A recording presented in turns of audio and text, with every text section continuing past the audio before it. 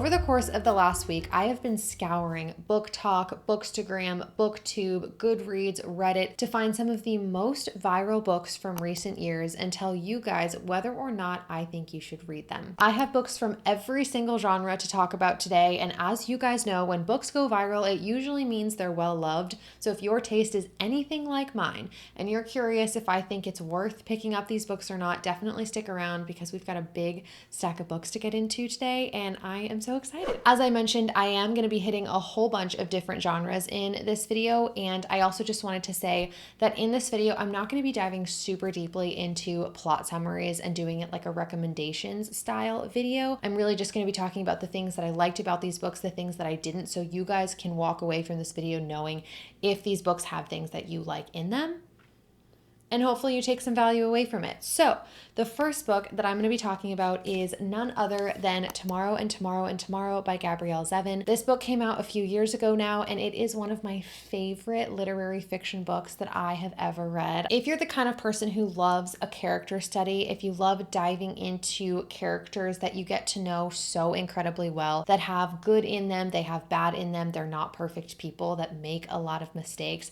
I feel like this is the kind of book that you would really enjoy. However, if you're more into like plot and action, I feel like I wouldn't recommend this book. There is some plot, but honestly, not a ton. This is also one of the books that got me really into the literary fiction genre. So I do like to tell people that if you are trying to get into literary fiction, I recommend this book because I couldn't put it down. Definitely viral for a reason. Up next, we have Just for the Summer by Abby Jimenez, and I also absolutely love this romance book. And in this story, we have our main character, Emma, where every single guy that she dates, when they break up, they go on to find the love of their life after her. And then we also have our main character, Justin, who pretty much has the same problem. And this is just a really fun and beautiful romance book that has a really good balance between light, funny, rom-com, comedic moments, and a lot of character development, a lot of depth. And it's honestly one of my favorite books to read in the summertime. This is actually book 3 in a series, so I actually recommend starting with the first book and going all the way through and then ending with this book. But if you guys don't feel like putting in that work, it's technically fine. I just feel like things click a little bit better in this book if you do read them all in order. Highly recommend this one. Then we have Things We Never Got Over by Lucy Score. This is the first book in a small town romance trilogy, and my answer to this book is maybe. The reason being, I really loved book 1 in this series. I really enjoy small town, found family, enemies to lovers, all of that and more is in this book. However, as I continued the series, when I picked up the second book, I DNF'd it. Like, I really did not like it. So I would say this book alone is worth it, but I literally could not get through the next book in the series because I found it so frustrating. And so, yeah, I'm gonna go with a maybe for this series. Next up, we have Remarkably Bright Creatures by Shelby Van Pelt. This book is actually coming out as a movie on Netflix pretty soon. The trailer just dropped a couple days ago as I am filming this. And I do think that this book's love and popularity is part of the reason that it's becoming a movie on Netflix. And this book is just the sweetest, most heartfelt story about a woman named Tova who works at her local aquarium and builds a bit of a connection to the octopus that lives there. And we actually get a POV from Marcellus the octopus, like his thoughts. He doesn't talk, but we get his thoughts. And it is just the sweetest, most charming story ever. This is another fiction story that really helped me to fall in love with the genre. And it's actually one of my all-time favorite books. So highly recommend this story. It's fun, it's surprising, it's joyful, and such a great book to pick up in the summer, and a great book to pick up right now because the movie's coming out. And so if you want to lock in before watching on Netflix, you guys should pick this book up. Then we have Everything I Know About Love by Dolly Alderton. This is a memoir about discovering what love really means, primarily in your 20s, I would say. Understanding that love is not just about loving a significant other, but love is loving yourself and loving your friends and your family. I definitely think that this book is worth it. I think think it went viral on BookTok for a lot of different reasons, transparently, but the reason that I really connected with this book is because I really enjoyed watching Dolly grow. It feels like she's a character, but obviously this is a memoir and this is someone's real life experiences. But as she chronicles so many different years of her life, starting from being a teenager, we really watch her grow. And I think she does a really good job walking us through how her understanding of love changes as she gets older. It didn't like completely change the way that I see love or anything like that, but I really did appreciate the story. And so I would definitely recommend this one. Who remembers this book from 2020? I feel like is when this book went absolutely crazy. And I felt like I couldn't make this video without including some of the OG iconic BookTok books. I feel like a lot of these are a bit newer, but I had to just throw in some of the originals because if you guys are interested in me making this a series, I've seen a few other creators make this type of video. And so if you guys are interested in me like doing a part 2, please let me know. So I had to throw in some of the OGs in here and then leave room for some of the newer books in future videos. But I, to this day, have only read this one Ali Hazelwood book, and I actually really enjoyed it. And quite honestly, I don't know why I haven't read more of her books. I feel like as Ali Hazelwood has gotten more popular as an author, I feel like I've heard from my favorite BookTok and BookTube creators that a lot of her books have gotten really spicy. And I'm not someone who's like obsessed with spice, but I also don't dislike spice. Like I feel pretty neutral about it. It kind of just depends on how it's done in the book. I hear those things about her newer books, and so I don't really want to pick them up because I don't like super spice heavy books. Like I need a lot of plot and character growth and emotions and stuff like that. So you guys are going to have to let me know where her more recent books kind of stack. That's just what I've heard. But when I picked up this book, I absolutely loved it. I picked it up so late because it got so popular and I was like, I'm probably not going to like that. Like it's so popular. I don't know why I do that. But then when I actually did pick it up, I really enjoyed it. So if you missed the bandwagon like I did, I think you guys should pick this book up. I do recommend. I do think it's worth it. I had a really great time with this one. Next, we have The House in the Cerulean Sea by TJ Klune. This is what I would say is like a cozy fantasy. And so that's why I'm going to say this book is maybe worth it. This book is so well loved. I feel like there are so many TJ Klune fanatics that just absolutely love his books. And while I did really appreciate this story, I had a great time reading it. We're following our main character, Linus Baker, who gets sent to this island where there are a bunch of very dangerous magical children. And he has to like essentially check in on them. And I thought it was really fun. I thought it was really cute.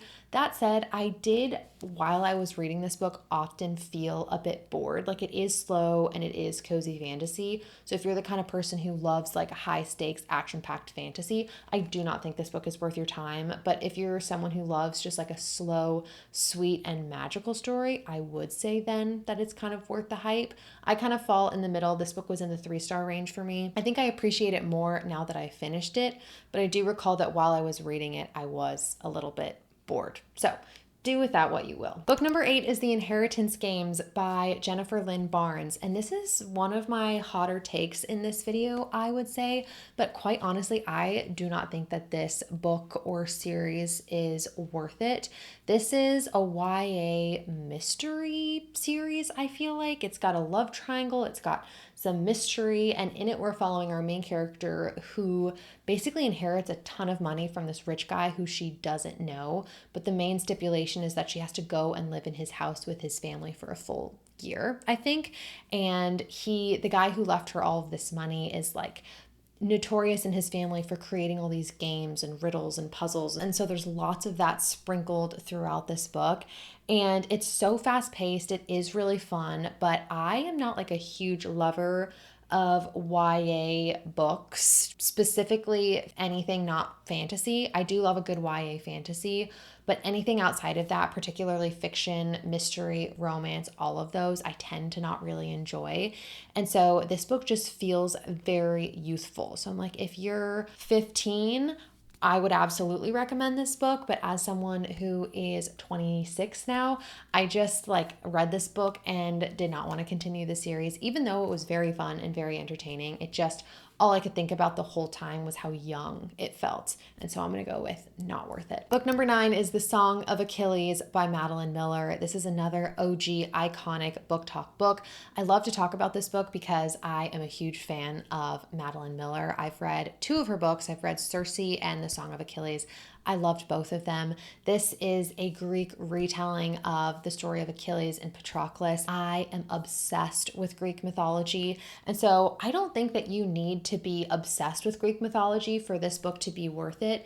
That said, if Greek mythology does not interest you at all, I honestly don't think that you should pick up this book. I love the romance and the setting. Everything in this book just perfectly catered to my interests. I didn't know the story of Achilles and Patroclus well. And so I think kind of where I was at when I went into this book was the perfect storm for me to absolutely love it. But if you're someone who's actively not interested in Greek mythology, don't pick this book up. But if you like it, but you don't have a ton of background, that's totally fine. Highly recommend. It's worth it. It's a 6-star read for me. I need to reread this book at some point because I love it so much. So yeah, I guess this one's a maybe leaning towards yes, depending on your interests. Next up, we have The 7 Husbands of Evelyn Hugo. And honestly, I'm going to say it. If you haven't read this book yet, what are you doing? What are you doing? I don't care if you are a mystery person, a fantasy person, a thriller person, a romance. I literally don't care. You need to pick up this book. It has something for everybody in it, and I'm absolutely obsessed with it. I will say this, when I read this book, I was not into fiction, really. I was in my romance era. I was in my fantasy era. I feel like I was pushing my boundaries when I did decide to pick up this book, and I absolutely loved it. And Taylor Jenkins Reid has become one of my absolute favorite authors, and I think this book will start your addiction with her. I think she is the queen of writing addictive fiction where you cannot put it down. You are so invested in the characters and the story and the plot. There's such good plot. And I love this book. Highly recommend. Viral for an absolute reason. Then we have Once Upon a Broken Heart by Stephanie Garber, and I'm gonna go with maybe for this series.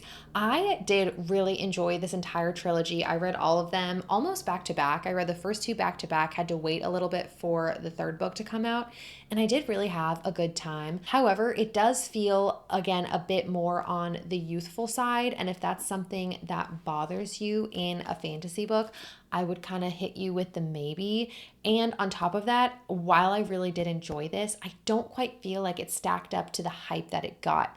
If this book got 10 out of 10 hype, I'm expecting a freaking 5-star, 6-star read, a fantasy series to blow my mind. And I liked it. I wasn't wowed. I wasn't crazy impressed, but I did have a good time with it.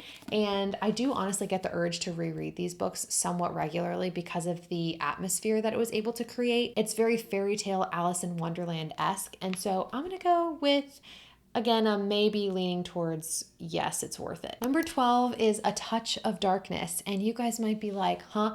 I've never heard you talk about this book on your channel ever, and there's a reason for that. I read this book years ago and transparently absolutely hated it. And I do not say that about books very often, mostly because I think reading is so subjective, and if you absolutely love this book, I'm so happy for you.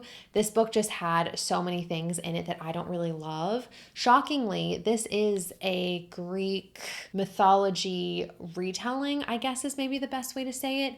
We're looking at the story of Hades and Persephone, and I just felt like the way that it was done was not to my liking. Lots of spice, lacking explanations for a lot of things, confusing world building. I didn't like it. This series is very popular, and I didn't like it. Sorry. Number 13 is Divine Rivals by Rebecca Ross, and I think this duology is absolutely worth your time. This is a YA fantasy duology where the YA elements of it did not bother me because of the incredible storytelling. I thought the quotes were so poetic. I loved the romance in here.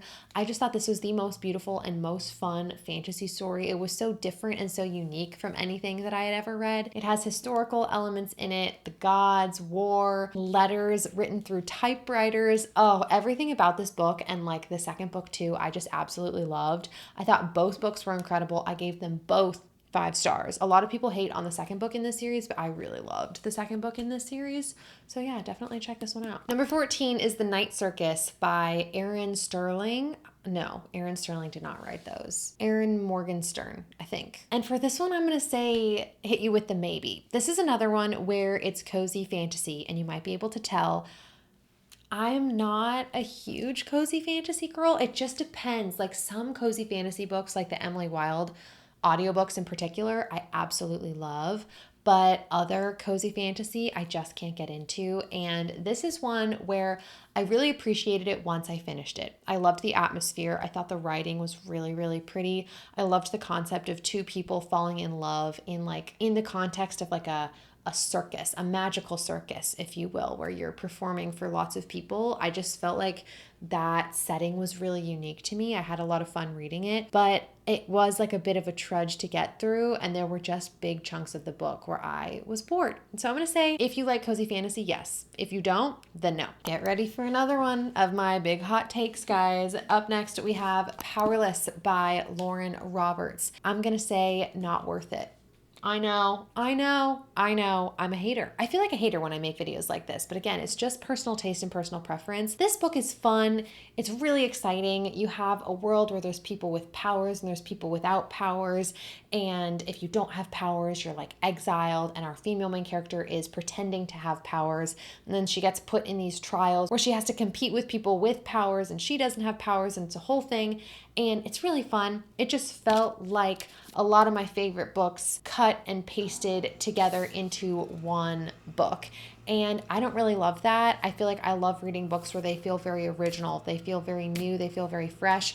Or if they are something I've read before, make it better. Like that kind of thing. I feel like you guys are understanding what I'm saying. And so I have one book left to go in this series, and I honestly, transparently do plan on finishing the series, mostly because each book ends on a huge cliffhanger, and I don't like that. I want to know what's going to happen, but do know that as the series has progressed, I've rated books lower and lower, and I did rate this one a 3-star. Really quickly, before we continue on to the rest of the video, I did just want to let you guys know, if you're new here, that I run a mail club for readers where I send my subscribers physical letters in the mail every single month. This includes a newspaper where I write about 6 books that are coming out in the upcoming month that I think you guys should keep on your radar, among a few other columns in that newspaper. A personal letter where I write you guys something that's been going on my mind, specifically relating to topics that readers might experience. So like a book slump or finding a new 5-star, that kind of thing.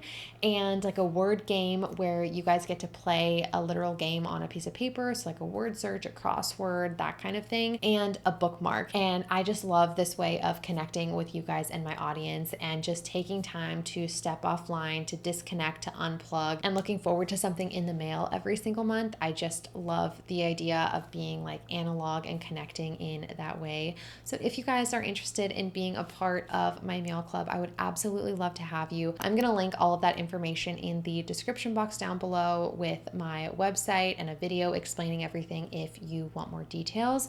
But yeah, I think that's it. Once again, I would absolutely love to have you. You guys can sign up on my website, cozyreaderco.com, and let's get back to the next books and whether or not I think they're worth it. I have been absolutely yapping in this video. I told myself I wasn't gonna like dive into plots and stuff, but I have been a little bit. So I'm gonna try to do the next batch quicker. So number 16 is Red Rising by Pierce Brown, and I don't think that this book is worth it. I know guys, I'm so sorry. This is sci-fi fantasy, and the reasons that I don't think that this book was worth it could be reasons that you do think it's worth it. This book just felt very boy or like very man to me, which isn't inherently a bad thing. I just felt like it was a lot of like brute force and fighting and very graphic and intense. I feel like the best way to describe this book is Hunger Games in space, and I just didn't get that like emotional side of the characters that I really look for as a reader, and so I didn't love this one, and I decided not to continue the series. Number 17 is Six of Crows by Leigh Bardugo. I absolutely think this book is worth it. I will say though, with a bit of a caveat, a lot of people go into the Six of Crows fantasy duology without reading Shadow and Bone first. I personally believe that Shadow and Bone should very much be read first every single time. I think it would be a very confusing book to read, or at least maybe more confusing to read without reading the original fantasy trilogy first. But I love Six of Crows. It's a fantasy heist book where we have 6 characters with different abilities trying to pull off like this big heist. It's really fun and really unique, and to this day I've never read anything like it. Number 18 is The Summer I Turned Pretty. You guys know I read this entire trilogy last year because I wanted to get caught up with the TV show, and I don't think the books are worth it literally at all. I did not really like them, but I loved the TV show. And so I'm glad that I read the books first because I do love doing that comparison. But yeah, I don't really think the books are worth it. It's just very juvenile, love triangles, all things that I don't really like, but they're fun and they're good for the summer. And if you're looking for a poolside read that you can literally read in one sitting, or if you want to pregame the TV show with the books, you guys can go ahead and do what I did. But I just think that the show is actually so much better than the books that I'm like, why even pick up the books if the show is just 10 times better? Normal People by Sally Rooney is one of my favorite books that I have ever read, and quite honestly is due for a reread. A lot of people think I'm crazy for that. I love this book, and I do feel like the discourse online around this book has been, it's so popular because there are such mixed opinions on it. I always like to say that when I look at ratings for this book on Goodreads, it's so split because there's so many people that gave it a 5 and there's like so many people that gave it a 1 and a 2 that the average rating ends up being like, it's not very high, to be quite honest. But the people that love this book love it, and the people that hate this book absolutely hate it. I like talk about this book all the time with my friends and like my sister about how they don't like it, and I absolutely love it. Obviously, I do have people in my life that love this book too. It's just frustrating, and I love a frustrating character study. I do. Those are like my favorite things in the entire world, and so I'm gonna go with a big fat yes for this one. Had to whip out The Iconic Beach Read by Emily Henry. I love this book. I read this book in 2020 around when it came out, and I really do like to think that I am an early adopter of Emily Henry before she was nearly what she is today. Literally when this book came out with Book of the Month is when I picked it up for the first time. So I like to think of myself as a very OG Emily Henry stan.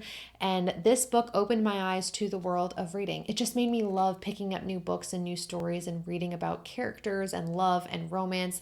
And if you can't tell, I urge you, I beg you, please pick this book up. I love it so much. Love and Other Words by Christina Lauren is another absolute favorite of mine, to the point where I have annotated it, I think 3 separate times from the 3 different times that I have read this book. I absolutely love it. It is so fun and perfect if you are the type of person who loves second chance romance. I didn't know that I needed second chance romance in my life until I picked up this book. It's one of my all-time favorite books. My tears are permanently dried in the pages of this book, and I love it. Number 22 is One Dark Window by Rachel Gillig, and I like this book, but I like the second one more. So I'm gonna say that these books are worth the hype, partially for the originality. It's a gothic fantasy duology where the magic system has to do with collecting 12 magical playing cards, and I think that whole concept is absolutely fascinating. While I did enjoy the first book, I really enjoyed the second book, which is called Two Twisted Crowns.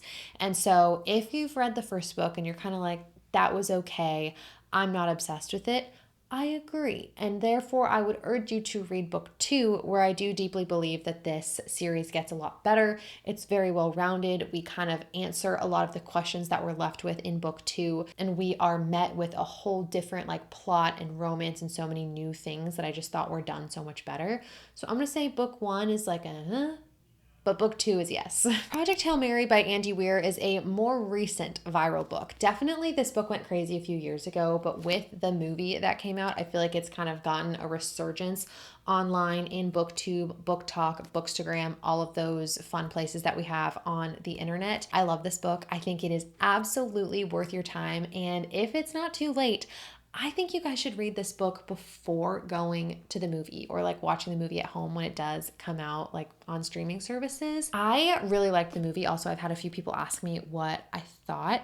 Loved the movie. I thought it was incredible. I definitely think the book was a lot better. I do think that there was so much in this book that if you've read it, you notice everything that's missing in the film.